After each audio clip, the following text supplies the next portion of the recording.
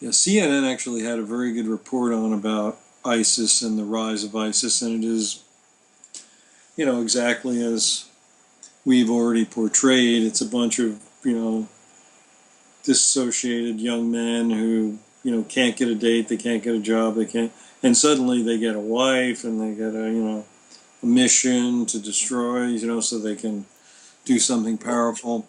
here's the other interesting thing to think about is that isn't there only like 30,000 members of ISIS? Think of like each member of ISIS, think of the tens of millions that has been spent on stopping each individual member. Well, and the reason is because it's been spent tangentially, and we have rules that they don't have.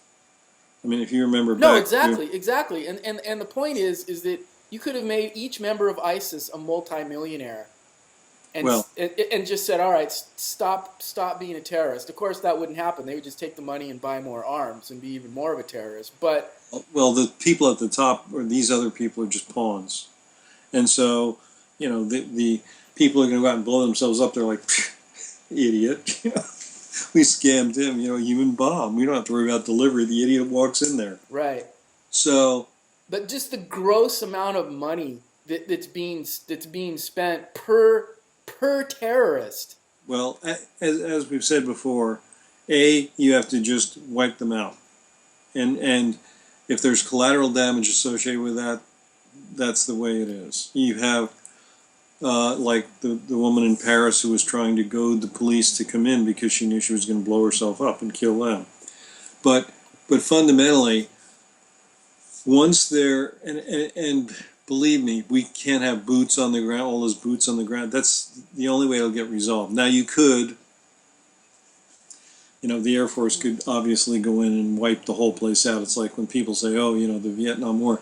If we were truly at war in Vietnam, we would have just dropped a bomb and wiped out the whole group. Well, But so think about this: if they did a concerted effort to crush ISIS and then built something that would be lasting for those people, like the Marshall Plan, a Middle East version of the Marshall Plan, so that people could have jobs and hope and have a place to live and all of those things as opposed to being trekking across Europe trying to find someone who'll take so you. you're saying maybe drop a bunch of leaflets and say, "Look, get out. You have 2 weeks. Get out because if I you're wouldn't give not, them 2 weeks. You have 3 days to get out. you have Period. 3 days. Get out. Get out. Leave your home. Leave your job. Get out. Leave your This is school. Get this. out because we're gonna come in and we're gonna wipe everything off the map, and Yeah, then we're gonna rebuild it." yeah. We're gonna wipe it off the map because those people who are staying there, they want to fight. I hear these people. They want to have Americans on the ground because they want to fight Americans. The Americans would go through them like Patton said, like crap through a goose. Okay, we this remember the vaunted Republic Guard from the from Saddam's thing. They were going to be they're going to be so tough. We blew them away. There's no army in the world that can stand up to I our don't fight. know. I don't personally. I don't think you can. I mean, how would you feel if you got a flyer that said, "Stoney, you got to leave your house in 3 days, or Look, we're going to come through and wipe everything out"? I mean, to displace a whole region of people, where are they going to go? well, here's what they have. They've created their own state. They have their own license plates there. We all know where their headquarters is, and we say, look, you are now just like during World War II. You are now in an enemy combat zone. This is a combat zone. So because we are going to take the fight just like they did in Berlin, you can't have a non-bloody war. It's not going to happen. So you say to the people that first of all they didn't have any problem displacing Christians, right? There was no problem doing that. So if you were a Christian and you didn't leave, you were going to get beheaded or crucified or something. So I would just say to them, and really what it is a message. Uh, it's a message that you have now, messed with us, and that's not going to be. Well, what's up with Saudi Arabia? They got the third largest military budget. in the world. We send them more arms than any other country. I mean, to me, But we don't send them. They actually pay those for. states, the states in the area, need to get their crap together, because even if you wipe everything out and you take them off the map and you try and rebuild everything, there's still going to be all that hatred. It's going to grow again. I think it's more the people in the region need to figure it out. And how And what is Saudi Arabia has this big army? What are they doing? they're You doing know, nothing. they're doing nothing. So it's And like but here's the thing: Saudi Arabia is essentially the establishment there. They don't want any change. Okay, the fighting isn't really going on there. Okay, so what did they put, like 2 airplanes or something over there? Which, and to their credit, they actually pay us for those. Where most of the other people in the region, like Israel, don't pay us for them. But of course, Israel's our strongest, steadfast ally. well, think about this. Why isn't ISIS attacking Saudi Arabia? I think for 2 reasons. I think number one, they know that Saudi Arabia actually has a real army and air force and could actually and they would be just like France. They would just pull the trigger. They would say, okay, we're unleashing the pit. Just go and have at it. You want to come after us? Go ahead. They'd be rolling down the street with Toyota pickup trucks with a gun on the top of it, and some guy comes in with an Abrams. Well, they don't have Abrams tanks, but they have armored vehicles, and that wouldn't be a good battle for ISIS. I mean, where would okay? So ISIS is contained at Saudi Arabia. Where does ISIS stop? Is ISIS going to take out Iran? Well, Iran is actually against ISIS. Right. So at some point, ISIS has to stop. Well, I think their goal, of course, is not that. They've already stated in their English language magazine that they want to take over essentially the whole world, and the end of days. Well, that's not going to happen. But I mean, well, we all know that, and in fact, we all know they've achieved essentially what they can achieve now, and in my view, it's going to be down from here. It's going to just go, because now they're at a point where logistically they're stressed to keep the lines of everything from guns to oil. They're stressed, and now that that our president hasn't had the intestinal fortitude to go ahead and move, the French have moved, and now the Brits are going to come in and move. So we are essentially abdicating our power in the Middle East to the French and the British again. And they will go in, and if you just say, look, we see these fighters here, we have, because of the drones that are flying all over there all the time, we have lots of intel. We don't have good human intel, but we have lots of other intel. And if you see ISIS fighters and they go into a house with people, they're going to get blown up anyway. Because guess what? The French don't care. They already had their citizens blown up. okay, so what happens? The French and the British go in, and Putin goes in, and they wipe ISIS, and there's no quote unquote American leadership. Okay, let's say that scenario happens. Then what? Because American leadership in the other wars didn't get any oil. All it got was a big quagmire and a lot of money spent. Well, this is where we have to say what you're really asking. What the question is what will the next president do? Let me ask you. We kind of know what Trump's going to do, right? He speaks on, he fires for effect. So he shot himself in the head by saying, let Putin do it. And now, he kind of figured, well, that's not really a good idea. So, but he is right about where do they get the money? Oil. So what are we doing now? We're blowing up the oil rigs. So they're not getting any oil. Okay, so where are they going to get money now? So I think really what has to happen is we need a Sadat in the Middle East badly. Someone who can look beyond the past and see a different future. And someone has to rise up. And ironically, they could become one of the most powerful people on the planet if they did that. Of course, it's not going to be someone like Netanyahu, or Israel can't be the But, leader. but my question is, what's the difference if, say France, Russia, and England go in and clean it, and they clean everything up and spend all the money and kill everybody and blah, blah, blah, blah, and it's not America's gig like the other two wars, then Well, what? What's well, then if it's cleaned up, what's the difference? well. Here's the difference. They're going to leave. Either the only difference might be that France might stay and claim all that oil's theirs. They would do that. I mean, Total has done that in the past. So I don't know what Bernie's going to do. In my estimation, I don't think Bernie would do anything other than complain it's injustice. Now I think.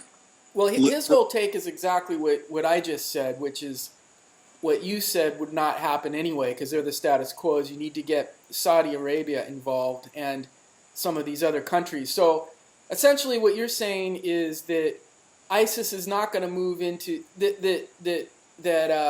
like Saudi Arabia and Iran. They're not really going to do anything except stay their ground. They're not going to help. They're just going to stay their ground. ISIS is not going to go in and attack them. So it's got to be Western powers coming in, obliterating people off the map, even if there's civilian collateral damage. You just go in with boots in the ground and then you try to rebuild it. I don't agree with that. I just think it's going to be another big, expensive mess and is not solving the root of the problem. Well, the root of the problem has not been solved for thousands of years, and unless we have a Sadat moment, it's not going to be solved. The reason is, what do you have?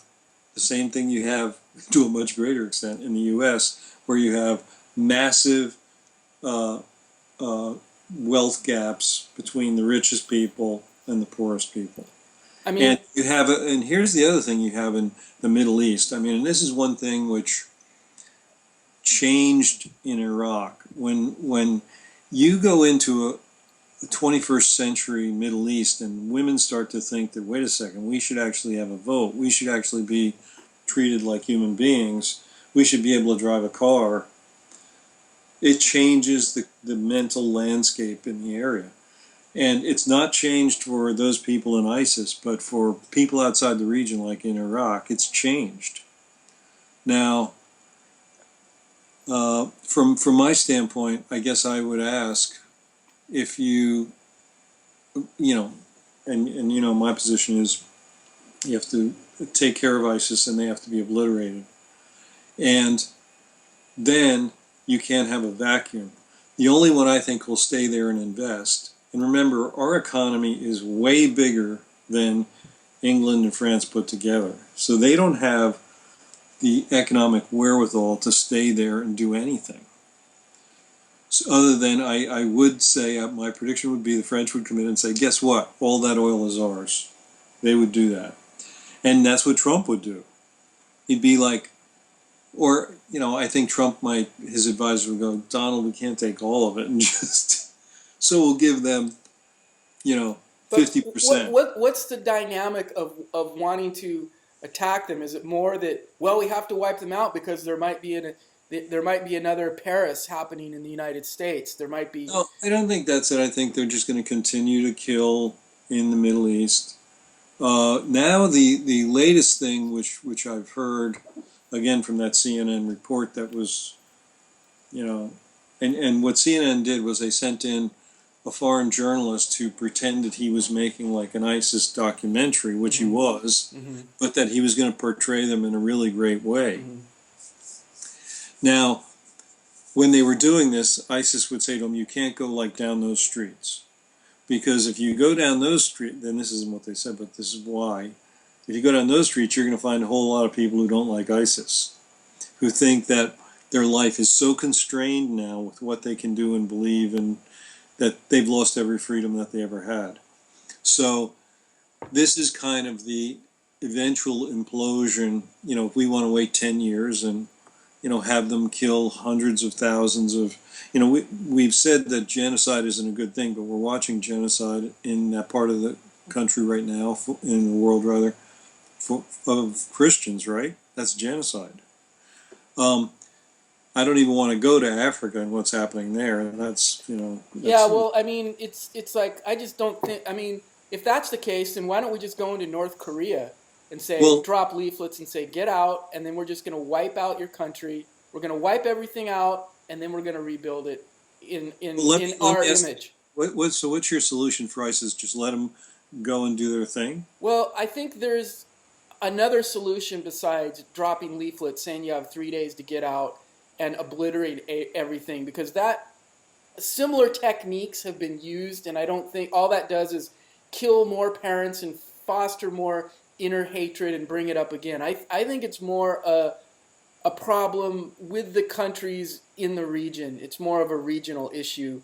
So you would wait for the region to solve it?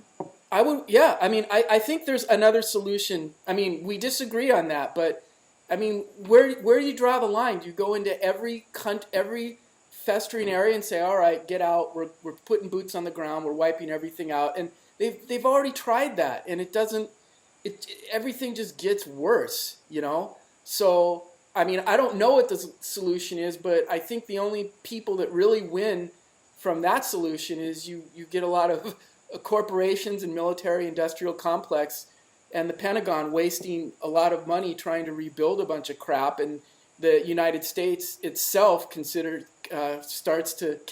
to crumble and degenerate, because just look at the Pentagon waste rebuilding areas just casually there, spending $50 million on gas stations or building things people don't even want. It's crazy. And think of the graft and cronyism and corruption that would happen, and the hatred. From your standpoint, we should just abandon we should just leave the Middle East. We should leave Afghanistan completely. Well, what I'm saying is that it's more complex than just boots on the ground, wipe everybody out, and there's got to be some accountability with these other countries that are the quote unquote establishment, because it's really their issue as well. I mean, how can Saudi Arabia just sit there and laugh and go, all right, you're going to get rid of these people, you're going to rebuild it, and oil is going to go way up, and we're just going to sit back and we're keeping our oil, and then they're just going to jack everything up again because they're going to say, all right, look at all these problems in the Middle East, and oil's going to go back up, and they're all going to win. So that's not going to happen. Let me tell you why. Number one, the oil thing was broken when it went to $150 a barrel, which probably 50% of that was oil speculation. That's all it was. It had nothing to do with, remember, 15 years ago or so, oil was $20 a barrel. Okay? So what happened basically was you had oil speculators on the CME driving the price of oil up artificially because there was some other idiot who would buy that contract. And then what happened was these people said, you know what, these oil fields that we had, there are new ways, called fracking now, of drilling that we can actually get more oil out of there. And when that happened, and we started producing a lot of oil in Canada, of course, and North Dakota, and now the largest oil reserve they believe is at the foothills of the Rocky Mountains. When that happened, the oil prices started to plummet. Two things are going on in the U.S. that are driving, oil prices to go down. And my prediction is oil prices will go down to $35 a barrel, something like that. And the reason that is because that's what it costs the U.S. to extract a barrel of oil from fracking today. Now it goes down on a daily basis, but today that's what it costs. That's Saudi Arabia's ultimate plan. They want to stop production in the U.S. by saying, we will sell you oil as cheaply as you can get it out of the ground yourself. So if you make zero profit, why are you doing it? The financial infrastructure will not support those kind of deals because they can't make any money on it. So what is happening basically is two things. One, we're going to have 17 million cars sold in America this year, new cars, that all get better gas mileage than they used to get. Okay? As you know, in California here, half these uh, sales of hybrid vehicles are in California or more, and Volts and Priuses and so forth. And guess what? They're not using much oil at all. So, so what is happening is consumption in the largest consumer of the U.S. is kind of contracting a bit. We now can produce as much as we consume. That puts Saudi Arabia in a very awkward situation. If you want to be, an isolationist, fine.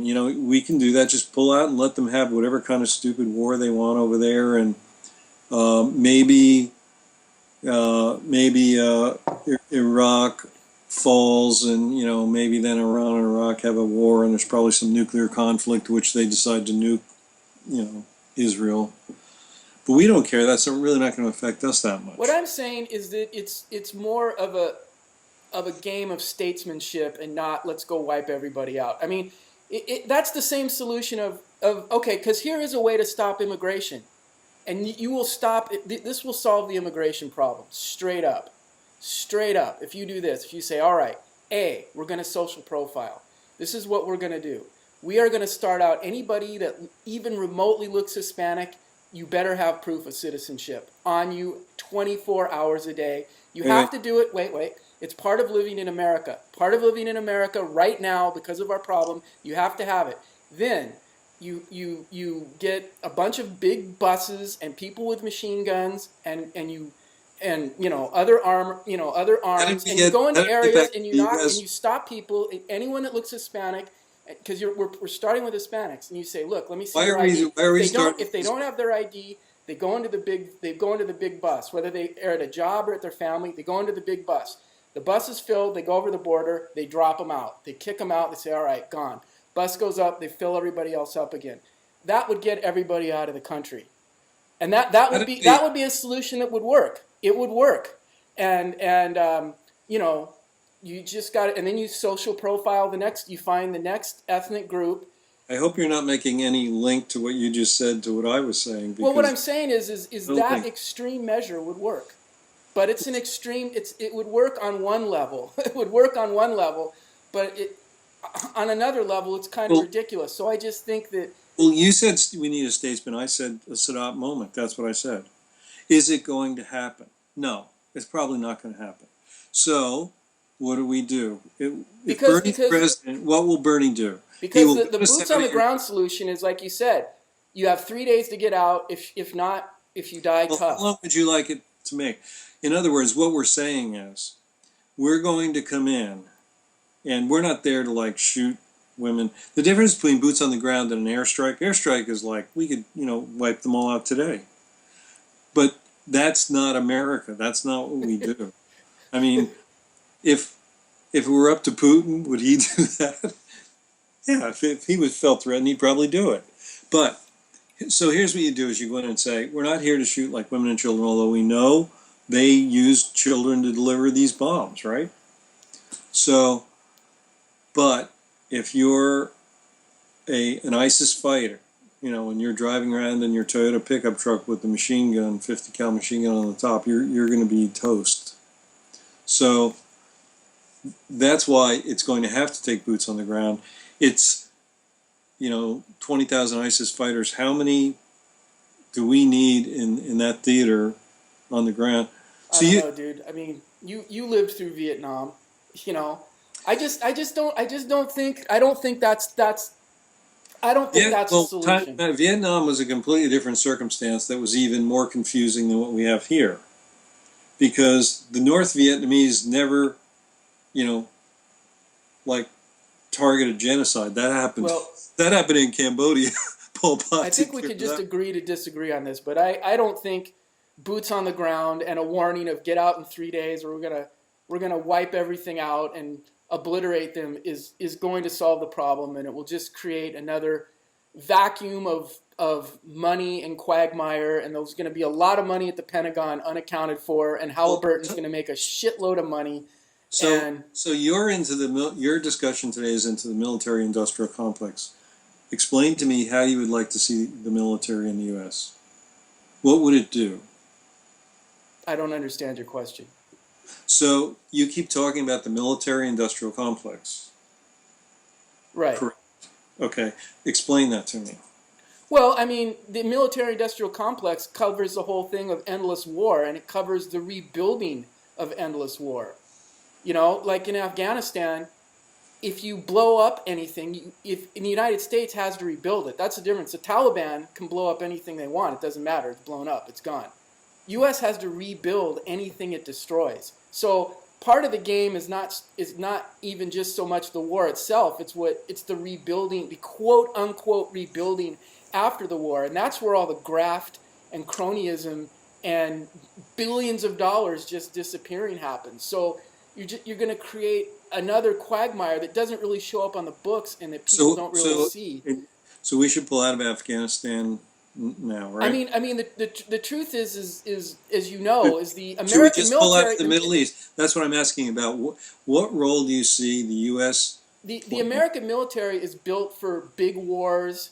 You know, they've got, you know, cruise ships, missiles, nuclear weapons, you know, drones and all this stuff. But this is a different. This is, like you said, people on pickup trucks that can just disappear into a market somewhere and take off their, you know, their ISIS gear and just it's a different kind of war. It's not a boots. It's not a all right. Let's get our battalions and pincer movement this town type of thing. You know, it's there needs a different kind of solution, which is where I agree with O'Malley in the last debate. Is like we're fighting different kinds of war. It's not World War II, and you're right. It's not Vietnam, and so I don't think a conventional solution, because a conventional solution is it's going to mean more hatred towards the West, and B, the rebuilding quagmire afterwards is where all the graft and cronyism kicks in. Let me say there can't be more hatred than they have now. When they say that we want to wipe you off the map, that's about the maximum hatred you can get. Wouldn't you agree? Well, I mean, you're also fighting for the hearts and minds of the next generation of people, and this generation of people was created from the last war. So it's just going to create, you know, at any time. So in your world, there is no end to war because any resolution will just create more hatred. Except it didn't happen in Europe after World War II. It depends on the resolution. You know, Okay. it depends on how the resolution came about. Like you had a good point about the Marshall Plan. You know what I mean? And it depends on how the resolution is taken back. And remember, Hitler was a different kind of enemy than the enemy. It was a different kind of war and a different kind of enemy than we have. Let me ask you this: who's more powerful, Saudi Arabia or the U.S.? Well, obviously the U.S. Correct. And in fact, there is no one as powerful economically or militarily than the U.S. And this is what Trump understands, and this is what people are gravitating. So if you go in and say, I'm sitting down with the Saudi rulers and saying, we're your friends. Then we close the door and we say, look, here's how it is. Oil is going to be taxed by $50 a barrel from Saudi Arabia if you don't get in line.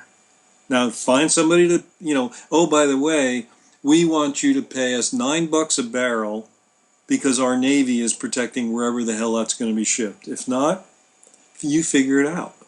But we can generate enough oil in the country now that we don't need you. We don't need you anymore. So, and the XL pipeline or whatever, guess what? I'm Mr. Trump. I'm lighting that baby up because we will generate enough oil in the U.S. that we don't need you. Or you can decide to play ball and make this a safer world. Okay? Which do you want to do? Well, that's a better solution than dropping leaflets and putting boots on the ground. Is getting Saudi Arabia engaged by. Well, they have to be engaged, but here's something that I think you can relate to. There are people out there that want to be bullies, right? And they're in the schoolyards, they're on the streets, and they'll take advantage of weak people. The only way to stop them is meet it in force with force. That's the only way. Okay, it doesn't happen like, you know, like Gandhi thought. And Gandhi, he didn't need force. He had a billion people. So in this case, we have to send a message out to ISIS, and we can let France do it. They're going to do it. The gloves are off with France.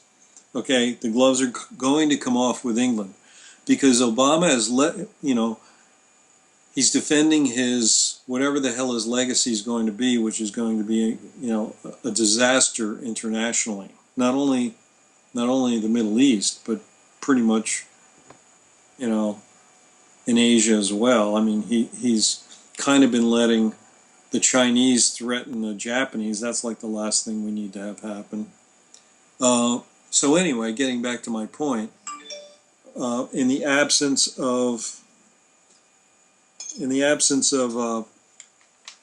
Obama doing anything, the next president will have to do something. What I would suggest is that and you remember what happened when Reagan was being inaugurated, the hostages in Iran were released.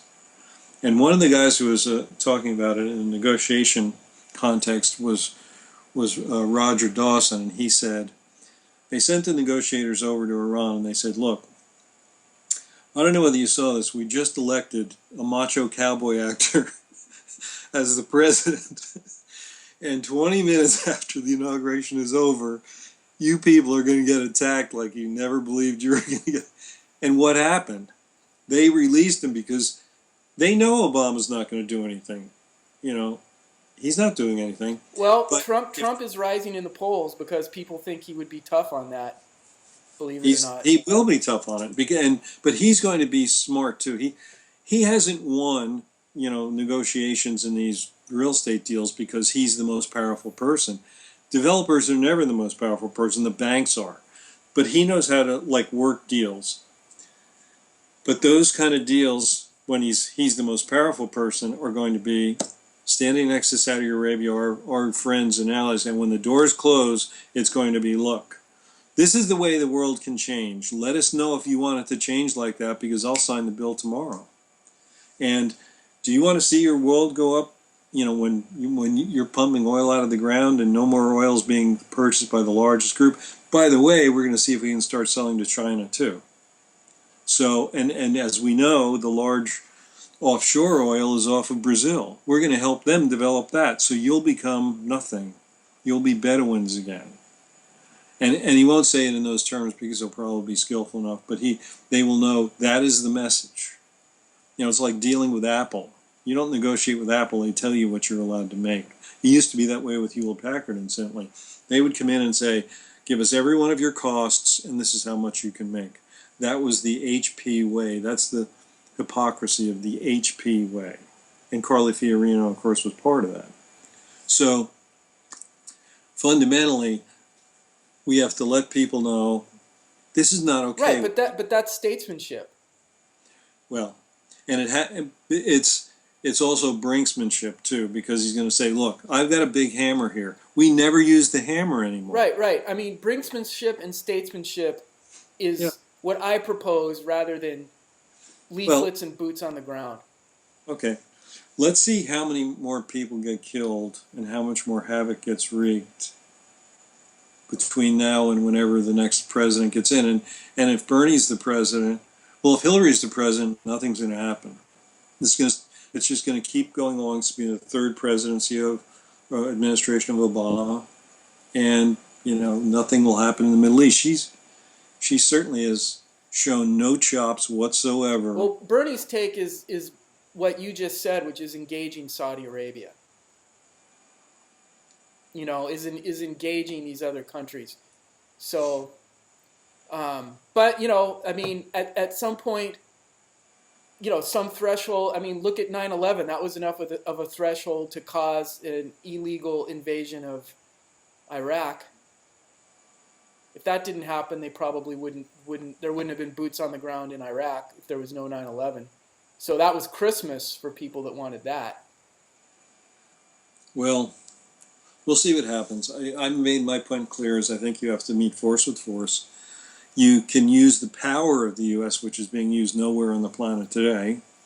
Yeah. And Well, I disagree with you on this one. I don't think leaflets and boots on the ground and creating a quagmire within a quagmire and something that needs to be rebuilt, and I don't think that's going to help to create another generation of people that I think it will create yet another generation of even what we have now, and the cycle will just repeat itself. well, let me say that you didn't represent my position very well by saying creating a quagmire. Remember what I said, and I tried to tie together the fact when how many troops did Reagan send into Iran to get the hostages released? Yeah, but Iran, that's a whole nother arms for hostages deal. That deal, there's a whole nother level of complexity to that whole situation, and it wasn't just quite that simple. And once again, that there was no boots on the ground there. Right. So what I'm saying though is, if the United States uses its power, and you call it statesmanship, and clearly it's statesmanship on our part. There's no statesmanship going on in the Middle East right now. So, from my standpoint, what would happen basically if you said, okay, we're putting you on notice that, and you can't say we're going to do it 3 months from now, 4 months from, because all they will do is scatter to other areas. So if we know where the ISIS fighters are now and where they're killing people, we come in and say, this is not going to happen here anymore. We can't let that happen. I don't think allowing genocide just because we're going to put boots on the ground is okay. It's not okay. So we'll see what happens. Again, we'll see if Trump gets in there. We know what's going to happen.